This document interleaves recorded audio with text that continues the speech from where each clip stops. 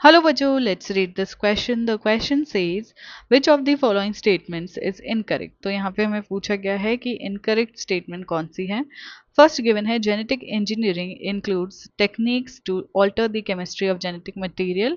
तो ये statement correct है. genetic engineering के अंदर क्या आता है, ऐसी techniques आती है जिसमें हम क्या करते हैं, DNA, RNA जो कि हमारा genetic material है उसकी chemistry को basically alter कर देते हैं ताकि हम उसको होस्ट ऑर्गेनिज्म में डाल सकें और उसका फिनोटाइप जो है वो चेंज कर सकें, होस्ट ऑर्गेनिज्म का फिनोटाइप चेंज कर सकें. सो ये स्टेटमेंट करेक्ट है. बी गिवन है asexual reproduction preserves the genetic information. ठीक है, तो एसेक्सुअल रिप्रोडक्शन जो होता है वो जेनेटिक इंफॉर्मेशन को प्रिजर्व करके रखता है.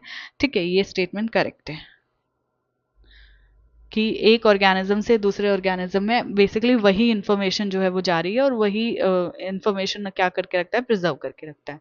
Then C given a traditional hybridization procedure often lead to the inclusion and multiplication of undesirable genes along with the desired gene.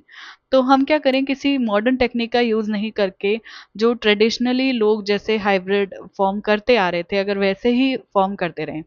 ठीक है, जैसे कि फॉर एग्जांपल हम एक बहुत सिंपल सा एग्जांपल लेते हैं जो कि हमने अपनी डेली लाइफ में देखा भी होगा. जैसे हॉर्स जो है उसको डोंकी के साथ उसका क्रॉस करवाना. ठीक है, हॉर्स का डोंकी के साथ क्रॉस करवाने से म्यूल प्रोड्यूस होता है. ठीक है, जिसको हम अगर बोलें तो खच्चर बोलते हैं नॉर्मल लैंग्वेज में. ठीक है, तो अगर डोंकी और हॉर्स का अगर हम हाइब्रिड फॉर्म करते हैं तो म्यूल जो है डोंकी और हॉर्स का हाइब्रिड है. ठीक है, अब इसमें हम हॉर्स ऐसा ले रहे हैं जिसमें हमने कोई तो सुपीरियर कोई क्वालिटी देखी होगी तो वो जीन हम लेते हैं. सिमिलरली हम डोंकी का लेते हैं. ठीक है, एंड दोनों का क्रॉस करवाते हैं और उससे म्यूल प्रोड्यूस हो जाता है. अब म्यूल के अंदर वो क्वालिटीज भी आएंगी जो हॉर्स की हमें नहीं चाहिए एंड सिमिलरली डोंकी की वो क्वालिटीज भी आएंगी जो हमें डोंकी की नहीं चाहिए.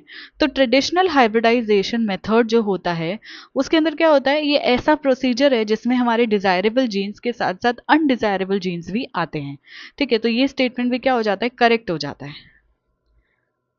देन डी गिवन है sexual reproduction does not permit variation. Sexual reproduction में वेरिएशन नहीं होते हैं, तो ये स्टेटमेंट इनकरेक्ट हो जाता है क्योंकि सेक्सुअल रिप्रोडक्शन में वेरिएशंस होते हैं. ठीक है, ये इनकरेक्ट हो जाता है. हमें इनकरेक्ट ही फाइंड आउट करना है, तो हमारा जो करेक्ट आंसर चला जाएगा that will be option D.